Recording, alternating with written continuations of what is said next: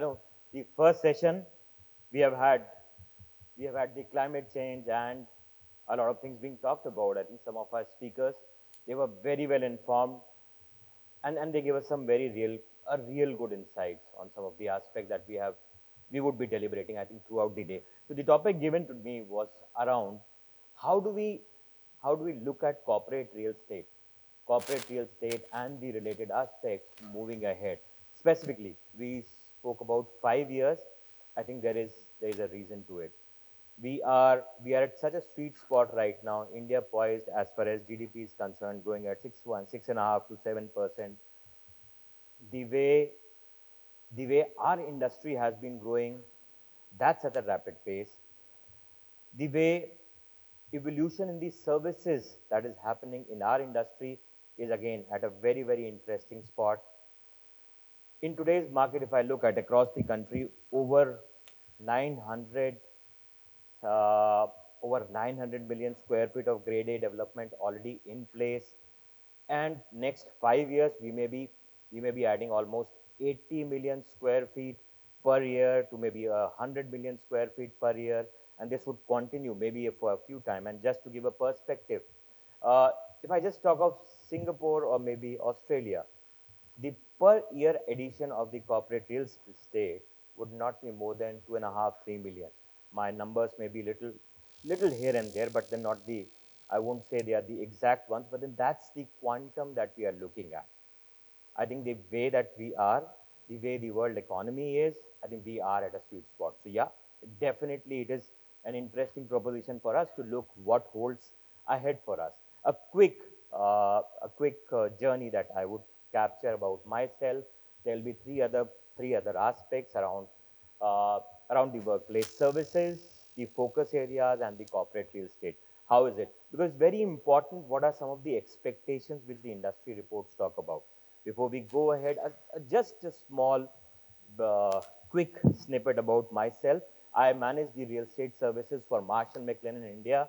That's my bread and butter. As a part of my passion, I, I am one of the founding members of GACS, try and bind the community together.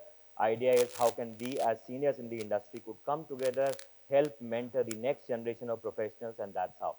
Uh, 30 years in the industry, and I think still counting. I'm still learning every day, and I think that's true for all of us.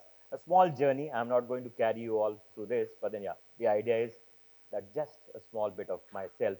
Yeah, I think some of the experts sitting in over here, some of the experts in the industry, they have spoken some very interesting things about what is happening, what are the dynamics, and how are they going to impact the future. And while I was going through it and have been going through it for quite some time now, there are some very interesting insights that come in. So we talk about generational aspects, and that is something which will drive our future, if I could say so. Uh, when I when I had gone through some of the interesting parts, I'm just sharing. Maybe there are a number of surveys which are there. There are a number of reports which are there. Some things which actually interested me the most was around who's who's going to drive the future. And something which came out clearly was Gen X, Gen Z. And that was the first thing. Who are interested to be in the office today? That's an interesting person. I was actually surprised by this outcome. And this is a global study. That at least the Gen Z, they say, they would want to be there in the office for 3 days a week. And some of them are looking at least 2 days. So that's how it is being dwelt. And if I look at the baby boomers, 60% want to be remote, which is very interesting, isn't it? So I think this is what is going to drive some of these things moving ahead. Social connections, they are very important for Gen Z. And again, this was a pleasant surprise for me as well. But then, yeah, employees across generations come to office for same reasons, but the drivers are stronger for the younger generation. They want to socialize with co-workers. This is easier collaboration, and I think all of us sitting in the room, we are aware of the fact that these are some of the important aspects. But it is just that those surveys, those studies, they actually dwell a lot in these, and they give us this kind of a picture. Now, I'll move to the third one. flexibility. I think this is another thing which is most appealing for the Gen Z. Why? I don't have to commute. I think that's one of the very important things. And and I think when they are there at home or when they're using that flexibility, you know, they can actually strike a lot between their work and life balance. And I think this is something which, again, if you dwell on it, Gen Z is going to drive the future, and that's how it will be changing. Regional view. Now, these are some of the reports. Again, some beautiful reports which have been done by our industry experts, some of the organizations, when they had gone across looking at global. How is it that the global is looking at these? Easier to socialize with workers. I think why should they be working from office? I think top five reasons. Easier to socialize with co-workers, easier collaboration. It's easier to separate work from my personal life. Whenever we were working from home, I think it was very clear. You get up in the morning and you start working, and by the time you're going to hit the bed, I think that's where you would be switching it yourself off. Better access to tools and physical resources. I feel more in tune with what's happening in the business. So these are some very important drivers. And if you look at the global percentage, easier to socialize with workers globally matters a lot. America, APAC, EMEA, you will see various percentages. And again, moving ahead, also you will find another very interesting part. Another view, work remotely. If you look at work remotely, I think something that comes starkly out is I, I like not to commute. People avoid commuting. They don't want to commute. I think that's very important. Better work-life balance. Some people think, and specifically baby boomer generation, easier to focus. I have more flexibility when I work, access to natural light and outdoor sports. And I think this is something, one of the major indicators, if I look at, major indicators for some of our developers, some of us who are handling projects, some of us who are managing space. Natural light and outdoor space is very important in today's generation. It's very important for the workplace of future. And I think that's where we'll have to work a lot. So these were some of these which actually I thought may be relevant, because this would be the bedrock of what we are going to do in times to come. Some key focus areas. I thought, let me just put in terms of IFM, the workplace service. Again, all these are also going to drive the way our buildings would be made, our real estate would be created, and these will be a part of the real estate perhaps moving ahead. One, most important, technology at workplace. I think all of us are talking about it. Technology at workplace, very important. But look at it.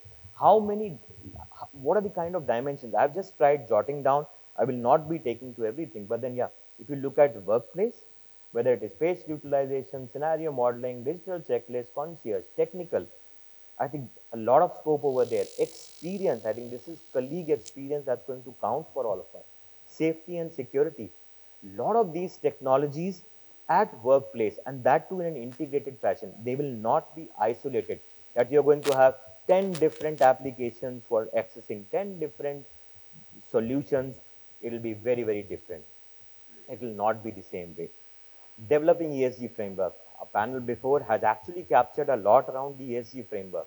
But then, yeah, sustainability and environment. Look at these two aspects. Sustainability, the important part. In 6 markets across Asia, 70% of the lease renewal from the top 100 occupiers will be tied to carbon commitment. This is what the future is. Occupiers are now thinking much beyond just a green building certification. Another very important aspect. If I look at environment, by 2030, and this is again a report calling it out, very category, that 50% occupier plan to lease space in only zero energy buildings. Again, a big change in the way that we are going to see. As leases expire between now and 2030, for every 5 square meter of demand, only 2 square meter of low carbon space is in the pipeline. Look at the deficit which is there. Look at the deficit which is there. The quality of the real estate matters a lot. I think that's where you will have multiple points, from communication to data to environment to behaving socially and environmentally responsibly, business offer, reducing operating expense, etc. The list goes on and on and on. But then, yeah, these are some of the important parts specifically around sustainability and this. I think this is another thing which is going to actually look at, or which is going to actually impact. We talk about colleague experience, we talk about workplace experience. I think these will be the components which will be in action. They have to be meaningful, whatever we do for our colleagues, meaningful, emotional, workplace, and that's where we connected with them in such a way that will be exceed expectation. I think that's an expectation from them. Contextual.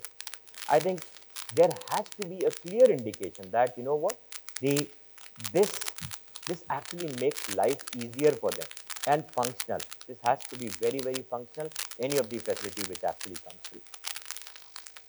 This, again, another one which is very, very critical. Again, multiple things. Outsourcing would be the key. Outsourcing of the facilities management will be the key. The entire range of workplace services, because it gets in more accountability. There are global, I call it global and local standard, the local trends, they could be adopted, risk mitigation and transference of risk over there, consistency, because when you hire experts, when you outsource, I think the consistency is there. Imbibe, it's easier to imbibe digital transformation, because if there are experts in this field, they will imbibe this in a much faster manner than individual organization. Human experience, I think very, very important. Embrace, I think this is something which our workplace services they drive. Embrace and adopt the sustainable real estate. We have been talking of green leases for quite some time. We have been talking of green campuses, certifications, etc. But this is what is future, and ROI is something that will be looked upon. I think some of the other aspects which definitely are going to drive us for a long term would be remote monitoring and automation. I think this will be very important. Data driven decision making. I think this is critical for all of us as practitioners and as leaders to imbibe this. Regulatory compliance, very, very high in terms of priority. Flexibility, adaptability, collaboration, and stakeholder engagement. I think these are some of the things which you will see and which we are seeing are actually taking a lot of our bandwidth, a lot of our actions, and that's how. Now, if I just look at what is it that the CRE would hold for us, understanding that this is something which is there, what are the expectations, what the workforce would be there, how the future will be hold, some of the aspects which are around the workplace services, how they are going to transform. I thought I'll just keep it very brief and simple. What are the key drivers for us in the corporate real estate? What will be our focus areas, and what occupiers actually can expect over next maybe 5 to 10 years? That's what. So I think these are 5 things which I could sense will drive the entire corporate real estate. One, generations. Generations, the way generations behave, the way their attitude towards a workplace would be, I think that will be one of the most important factors. Second, flexibility. Every organization has their own ways of, of modeling a hybrid working working system, and that's where flexibility counts. Flexibility may be different for one individual, it may be different for another, but as an organization it has to be woven through. For a corporate real estate to come up, they will have to curate those kind of solutions for the people. Commutes, I think another very important part. As we see, this is the number one deterrent. Is the number one deterrent. Nobody wants to commute. They want the workspace to be as close as possible. Now, it will be very difficult. It's a big problem for us to solve. But then, yeah, this is something which will be very, very different. It is not easy, and it will never be solved for that matter. But then, yeah, this is important. Workplace drivers, amenities. We think only giving in free tea and coffee will change. No, I don't think so. There has to be much, larger things around it. And hybrid working models. Models which are available, which are there with the organization, they will be looking at their businesses, they will be curating their own hybrid business models, and that's how it will be. If I look at the top 10 focus areas in the CRE, and that's what we will see, resilience. I think that's very, very important. Technology, imbibing technology around in the entire CRE world. RTO, interesting part, return to office. We are seeing the mandates are rising. We are seeing that the mandates are rising, but at the same time, the flexibility also will hold importance.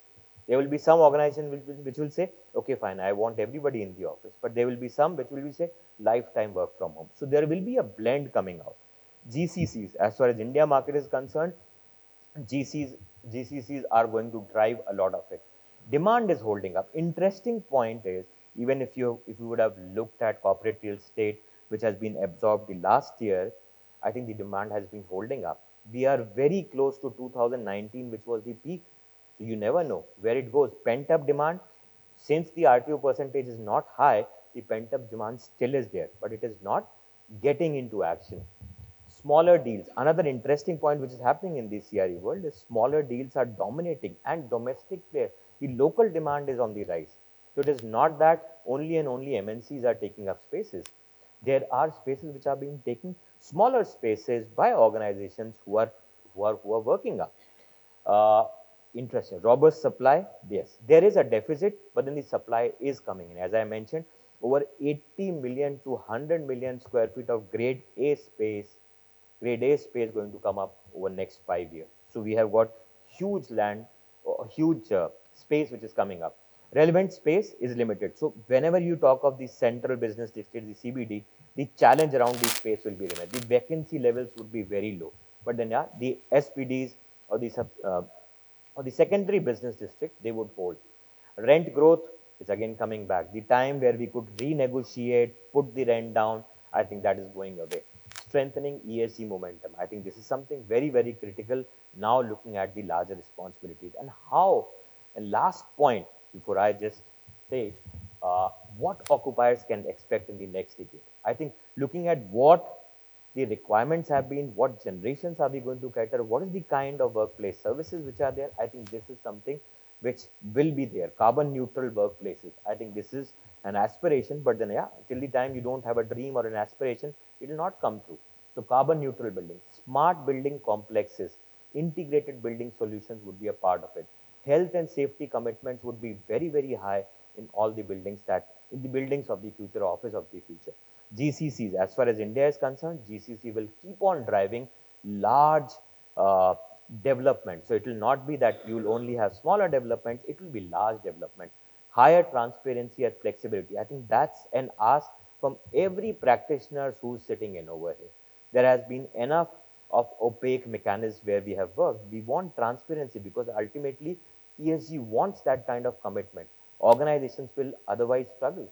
Large common space, another different thing which we are going to come up with is around large common spaces within the campuses. Wellness amenities would be a plenty moving ahead. Flexible and agile spaces, because we know the way that the market is actually turning, there will be a lot of flexible and agile spaces in every campus, in every building, somewhere. And higher performance buildings with alternate energy solutions would definitely be looked at. Another point which is going to come up, or another kind of complexes which are going to be coming up, would be concept based. Today what we see is, if there's an office with an X organization, they have created a complex, and they have created a concept, they are living with it. There will be complexes now which will be coming up, which will be looking at all these aspects, and they will be as concept based. So that's about it. Thank you so much. I'm all done.